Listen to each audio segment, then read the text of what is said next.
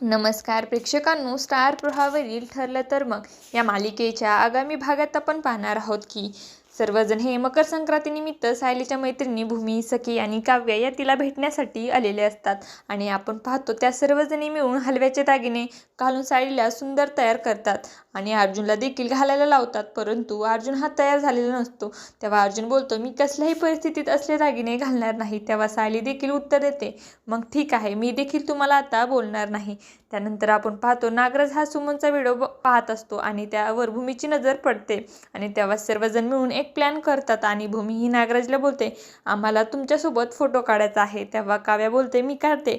असं बोलून ती नागराज काकाचा जवळचा मोबाईल घेते आणि ती मोबाईल चेक करते. तर त्यामध्ये सुमनचा अपहरण केलेला, तिला खुर्चीला बांधलेला एक फोटो असतो आणि तो पाहून तिला देखील खूप मोठा धक्का बसतो. आणि तिघी मिळून अर्जुन आणि सायलीला बोलवतात. तेव्हा ते अर्जुन विचारतो, कशाला बोलवलं आहे. तेव्हा भूमी सांगते, आम्हा तुम्हाला दोघांना सुमन काकू आणि नागराज काकाबद्दल काहीतरी महत्त्वाचं बोलायचं आहे. आणि तेव्हा अर्जुन आणि सायली दोघेही आश्चर्यचकित होतात. आता येणाऱ्या भागामध्ये सायली, अर्जुन, भूमी, सखी आणि काव्या कशा प्रकारे सुमनला सोडवणार हे पाहणं अतिशय रोचक ठरणार आहे. तुम्हाला जर आपला व्हिडिओ आवडला असेल तर चॅनलला लाईक, शेअर आणि सबस्क्राईब करायला विसरू नका. धन्यवाद.